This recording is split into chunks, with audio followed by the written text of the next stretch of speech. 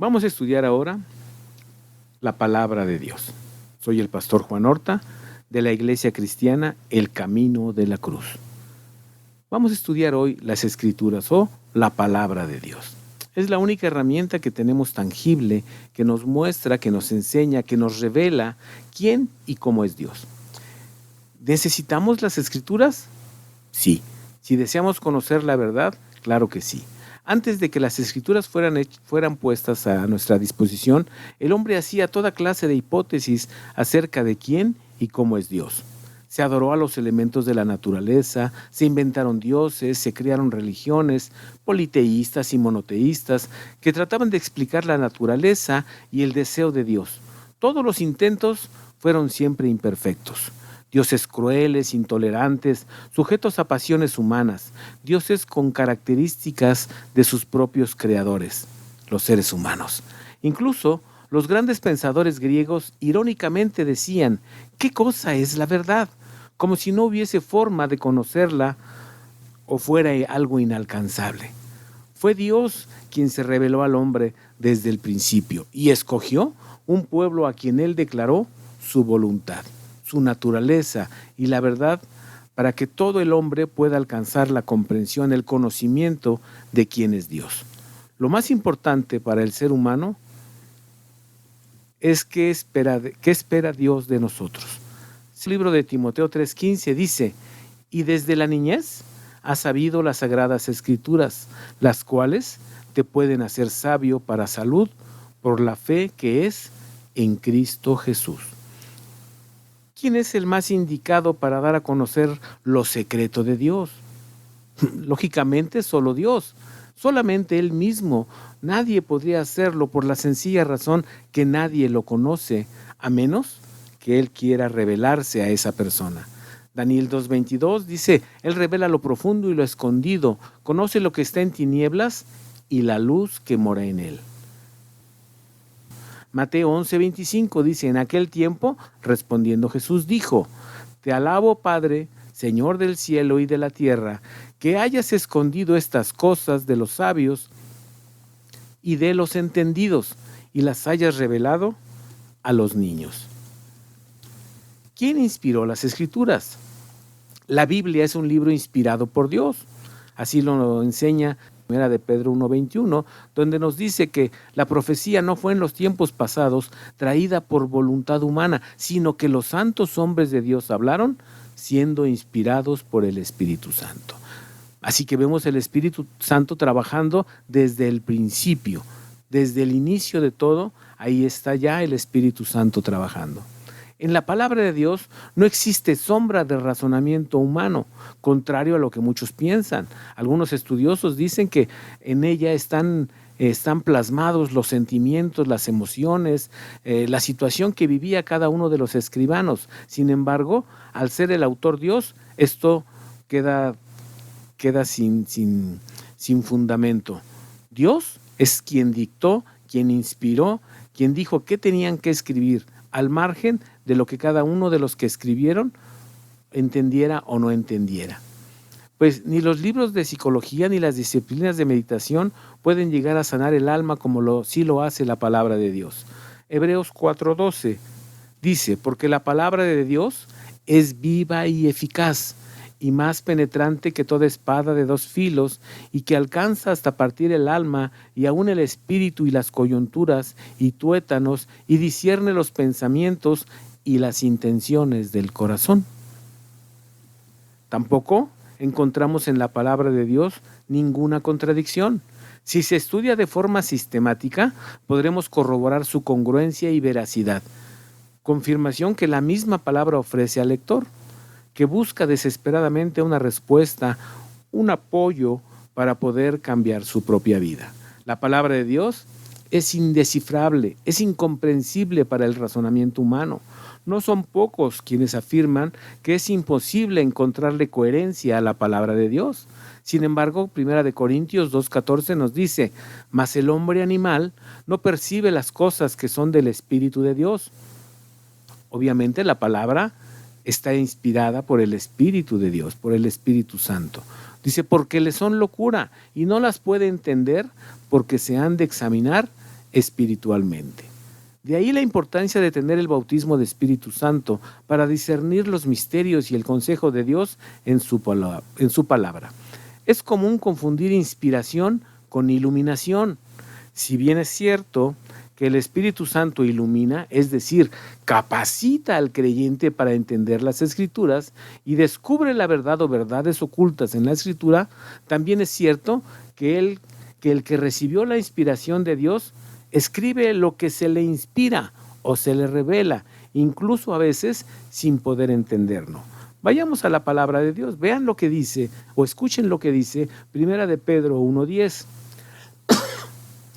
de la cual salud los profetas que profetizaron de la gracia que había de venir a vosotros, han inquirido y diligentemente buscado, verso 11, escudriñando cuándo y en qué punto del tiempo significaba el Espíritu de Cristo que estaba en ellos, el cual preanunciaba las aflicciones que habían de venir a Cristo y las glorias después de ellas, a los cuales, es decir, a estas personas que les fue inspirada, les fue revelado que no para sí mismos, sino para nosotros, administraban las cosas que ahora son anunciadas de los que os han predicado el Evangelio por el Espíritu Santo, enviado del cielo, en las cuales desean mirar los ángeles. Es decir, muchos de los que escribieron no sabían siquiera, no comprendían siquiera lo que estaban escribiendo, sino que la revelación ha venido hasta este tiempo, a través del Espíritu Santo. Recuerden que hemos pasado por dispensaciones, una dispensación donde el Padre se comunicaba directamente con el hombre en el huerto del Edén, otra dispensación donde Jesús, el Hijo de Dios, vino a la tierra, caminó entre nosotros y Él ministró y Él enseñó. Y ahora el tiempo, después del día del Pentecostés, 50 días después de la ascensión de Cristo, el Espíritu Santo viene y estamos viviendo la dispensación del Espíritu Santo. De ahí la importancia que tengamos bautismo de Espíritu Santo, entendamos y comprendamos el mover del Espíritu Santo. Aquí podemos ver hombres de Dios a los que les fue inspirada la profecía, sin que ellos pudieran tener la iluminación o la revelación para comprenderla. Los estudiosos hablan de iluminación para escribir las verdades, como en el caso de los grandes pensadores iluminados del conocimiento. A diferencia de ellos, los hombres que escribieron la palabra de Dios fueron inspirados, es decir, Dios les mostró, les reveló por visión, presencialmente o les indicó con palabras lo que habían de escribir. Segunda de Pedro 1:20. Entendiendo primero esto, que ninguna profecía de la Escritura es de particular interpretación. Quiere decir que no es la interpretación que yo quiero darle, no es lo que yo pienso que es, sino lo que Dios quiere revelar.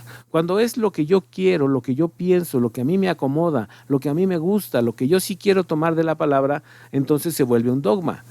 Por eso dice la profecía, la palabra, hay que entender que ninguna profecía de la Escritura es de particular interpretación, sino es la interpretación que el Espíritu Santo quiera dar y revelar a quienes la estudian. Verso 21, porque la profecía no fue en los tiempos pasados traída por voluntad humana, sino los santos hombres de Dios hablaron siendo inspirados por el Espíritu Santo. Veamos el significado de inspiración. Lingüísticamente, inspiración es el estado en que se halla el alma humana sometida a la influencia de una fuerza sobrenatural. Quiere decir que cuando la persona está inspirada por Dios, una fuerza sobrenatural, en este caso el Espíritu Santo, lo toma y le hace escribir, le revela, le enseña lo que tiene que escribir. A veces sin que él mismo lo entienda, pero el Espíritu sí sabe, sí entiende lo que está haciendo con esta persona. Ahora, inspiración, bíblicamente hablando, lo podemos ver en Job 32:8, en la versión Reina Valera 1909, que es la que usualmente usamos nosotros. Tenemos la palabra hebrea de la concordancia Strong, la 5397, neshama. Significa resoplido, viento, furia o aliento vital. También significa inspiración divina, intelecto. Es esta inspiración por la que el hombre escribe lo que oye de la propia boca de Dios, o describe lo que le es mostrado por él.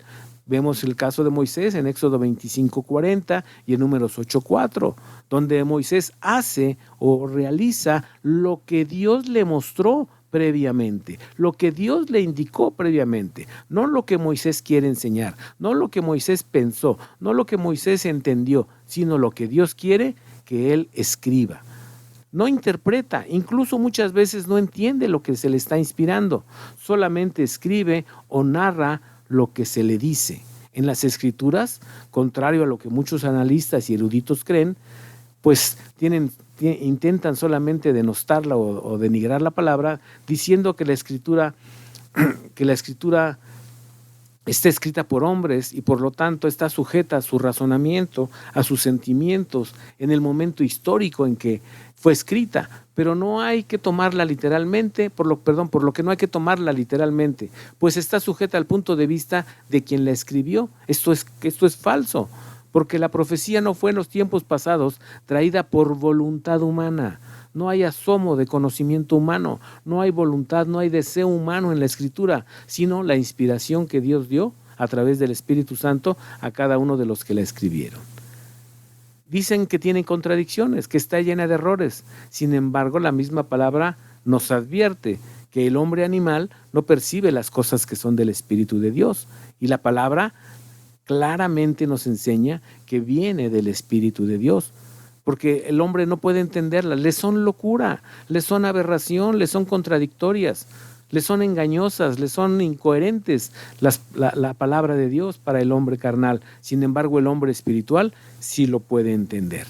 El hecho es que Dios inspiró y el hombre escribió.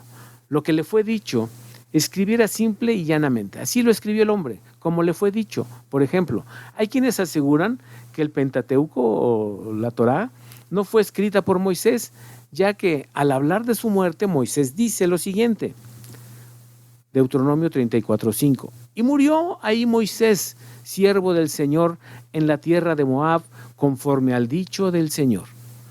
Y dicen los eruditos o pseudoeruditos, cuestionan diciendo, ¿cómo es posible que Moisés escribiera en tercera persona sobre su propia muerte? Pero yo les hago una pregunta. Si Dios te dice que escribas eso, ¿qué haces? ¿Escribes eso o escribes lo que tú piensas?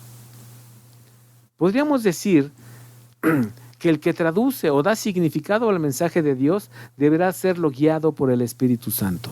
Esta connotación nos deja ver que no cualquiera puede y debe interpretar la palabra de Dios, pues para hacerlo se debe tener una estrecha relación con Dios, una vida devocional que permite entender y conocer a Dios, sin dar el significado que más conviene al intérprete o que más se asemeja a su propio modo de pensar.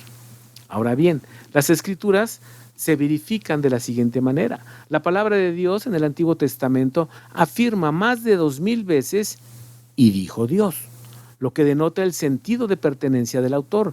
Si bien es cierto que hay varios escribanos, es innegable que solo hay un autor intelectual.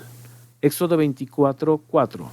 Y Moisés escribió todas las palabras de Jehová, y levantándose de mañana edificó un altar al pie del monte y 12 columnas según las 12 tribus de Israel. Aquí está diciendo, Moisés escribió todas las palabras de Jehová. No escribió todo lo que él entendió de la palabra de Jehová. No está diciendo que escribió de lo que se acordó. Está diciendo, escribió todas las palabras de Jehová. La palabra de Dios en el Nuevo Testamento, también confirma la autoría de Dios, ya que afianza sus verdades en el Antiguo Testamento y en la inspiración e iluminación del Espíritu Santo. Primera carta de Corintios, 2:13, lo cual también hablamos, no con doctas palabras de humana sabiduría, mas con doctrina del Espíritu, acomodando lo espiritual a lo espiritual. Es decir, la palabra no nos fue revelada con sabiduría humana, sino sabiduría divina, sabiduría que viene del Espíritu Santo. Primera carta de los Tesalonicenses 2:13 dice: por lo cual también nosotros damos gracias a Dios sin cesar, de que habiendo recibido la palabra de Dios que oísteis de nosotros, recibisteis no palabra de hombres, sino según es en verdad la palabra de Dios. Cuando los apóstoles hablaron y escribieron y quedó escrita la palabra, no fue palabra de hombres, fue la palabra de Dios. Así nos enseña en este versículo de Primera de Tesalonicenses 2:13. Segunda de Pedro 1:21, ya lo leímos, porque la profecía no fue en los tiempos pasados traída por voluntad humana, sino que los santos hombres de Dios hablaron siendo inspirados por el Espíritu Santo. Segunda de Pedro 3:2 dice: para que tengáis memoria de las palabras que antes han sido dichas por los santos profetas y de nuestro mandamiento, que somos apóstoles del Señor y Salvador. La confirmación de las Escrituras, la misma palabra lo confirma. Dice que viene de Dios. Los profetas así lo aseguran. Cuando la leemos nos parece que viene de Dios. Pero cuando la practicamos, cuando la ponemos por obra, confirmamos que realmente viene de Dios, porque cambia nuestras vidas.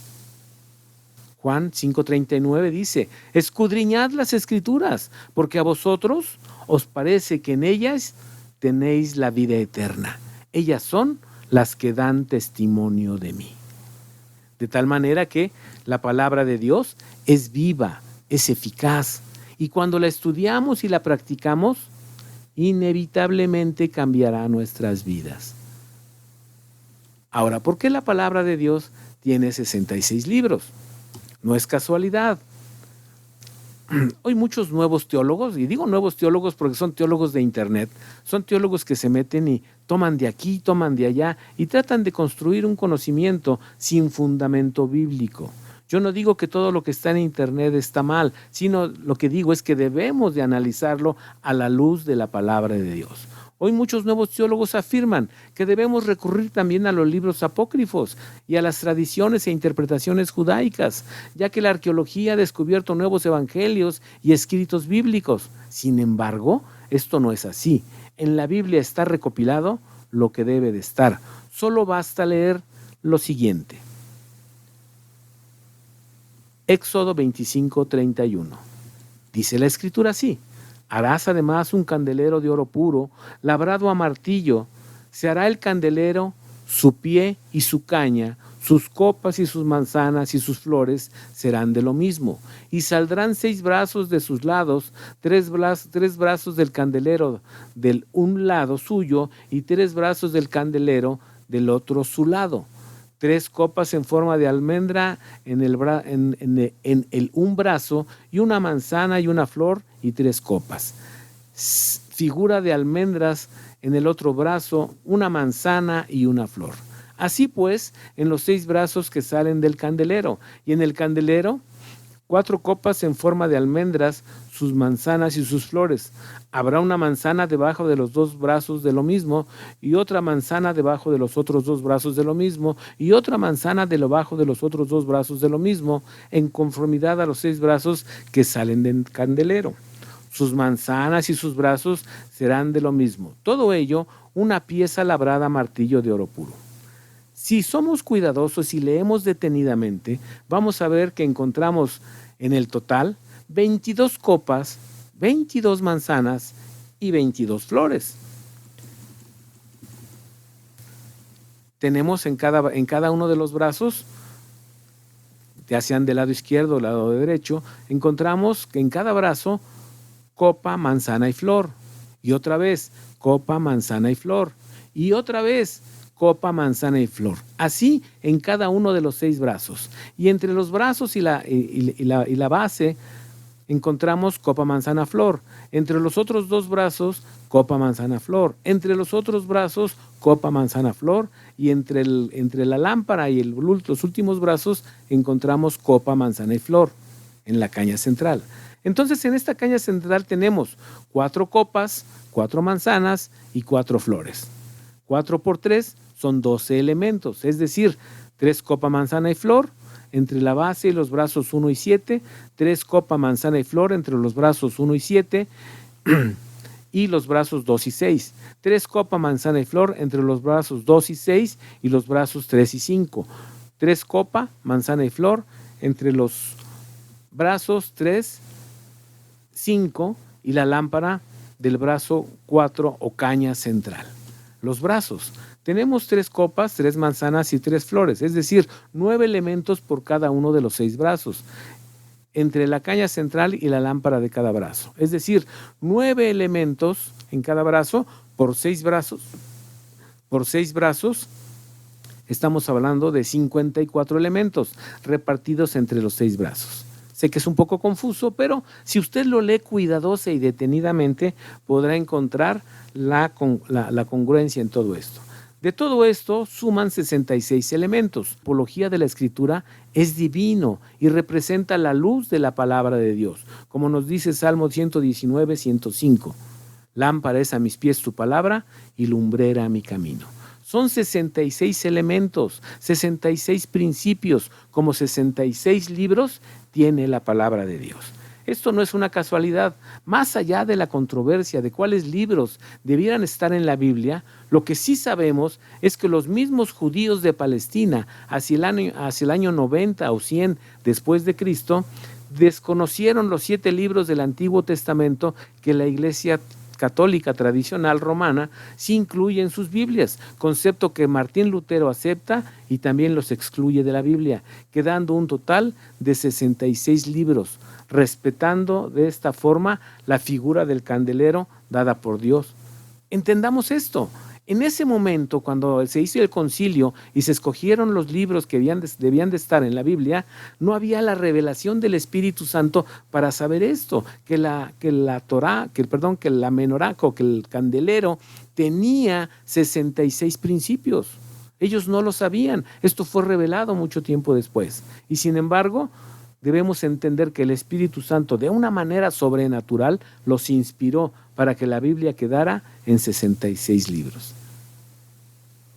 La comezón de oír de algunos líderes, de algunos pastores o pseudoeruditos ha provocado esta gran confusión, pues en su afán de parecer muy sabios o conocedores, están introduciendo doctrinas no bíblicas, argumentando que lo son, sin verificar las fuentes, como dice Mateo 24:24, que son claramente de procedencia dudosa. Solo recordemos que Lucifer y sus huestes están en la tierra mucho antes que el hombre moderno, es decir, el hombre adámico de esta creación, y le han acompañado a lo largo de su historia. Ha tenido el diablo tiempo para sembrar dudas por aquí y por allá, en cada grabado, en cada escultura, en cada escrito, en cada cultura, en cada mitología o leyenda de los pueblos antiguos, para hacer dudar al ser humano de las verdades eternas que Dios ha revelado a través de su palabra. Estas verdades eternas que Dios nos ha revelado, estas verdades que son el fundamento de nuestra vida, pero Lucifer ha entorpecido el trabajo de Dios. Ese es su trabajo, distraer, sembrar dudas. Por eso hay escritos, por eso hay esculturas, por eso hay tantas cosas que distraen la atención de las verdades eternas, porque quiere confundir a los cristianos del pasado, del presente y del futuro. Entonces podemos entender esto con toda claridad. La palabra de Dios fue escrita por hombres que fueron inspirados por Dios. No escribieron lo que estaba en su corazón, no escribieron lo que estaban viviendo ni lo que pensaban. Simple y sencillamente escribieron lo que Dios les decía que tenían que escribir. La palabra de Dios está trazada de una manera excepcional, maravillosa. Cuando uno la lee, uno sabe que viene de Dios, porque uno encuentra consuelo, uno encuentra satisfacción al escuchar, al leer, al interiorizar la palabra, porque a veces decimos la palabra, la repetimos, pero no la interiorizamos, no la hacemos nuestra. Nos decía un maestro hace muchos años, debemos de verdadear la verdad, dejar que la verdad de la palabra encarne nuestro corazón para que actuemos, para que vivamos conforme a la palabra que conocemos. Por eso, esa es la gran diferencia entre la mayoría de los cristianos, de los diferentes grupos evangélicos, que no vivimos la palabra que sabemos. Esa es la diferencia de un cristiano que lleva 40, 50 años en una iglesia y no cambia, porque no ha puesto por obra, no está viviendo la palabra que conoce. Sea líder, sea congregante, no está practicando. Muchas veces como líderes le decimos a la gente: trabaja con tu corazón, perdona, haz esto, haz aquello, cosa que nosotros tampoco queremos hacer. Y nos justificamos de mil maneras para no perdonar, nos justificamos de mil formas para no hacer lo que la palabra de Dios dice, y sin embargo, la enseñamos. Por eso en los últimos tiempos, cuando el Señor venga y el orden de Dios se establezca en la tierra y en los cielos, entonces nosotros estaremos tratando de acomodarnos en un lugar, y Dios nos dirá: tú tienes un lugar de acuerdo a tu crecimiento espiritual. Es cierto, la salvación es gratuita. Todos podemos ser salvos. Lo único que tenemos que hacer es aceptar el regalo de Dios. Aceptar que Cristo pague la deuda nuestra. Aceptar que Jesucristo es nuestro Salvador. Reconocerlo como tal y dejarlo entrar en nuestro corazón. Es todo lo que hace falta para ser salvo. Pero para tener crecimiento espiritual ya estamos hablando de una cosa muy distinta. No todos, dice el Señor, no todos los que me dicen Señor, Señor, son ni estarán conmigo. ¿Cuánta gente hay que dice yo soy cristiano? ¿Cuánta gente, líderes incluso, lo dicen? Pero desafortunadamente sus actos, sus comportamientos dejan mucho que desear. Enseñan bien la palabra, pudiera ser, pero su testimonio contradice lo que su boca expresa, de tal manera que nosotros no solamente debemos conocer la palabra de Dios, no solamente debemos entenderla, debemos practicarla. Hoy la pedagogía moderna nos enseña, nos dice que nosotros ya no debemos de enseñar a nuestros hijos a memorizar, sino que deben razonar. Sin embargo, la palabra de Dios nos dice todo lo contrario. Estas palabras enseñarás a tus hijos, las repetirás al estar en tu casa, y las repetirás al acostarte, y las repetirás cuando andes en los caminos, y las repetirás todo el tiempo a tus hijos, para que estas palabras, es decir, la palabra de Dios, encarnen en ellos y vivan conforme a la palabra que han escuchado.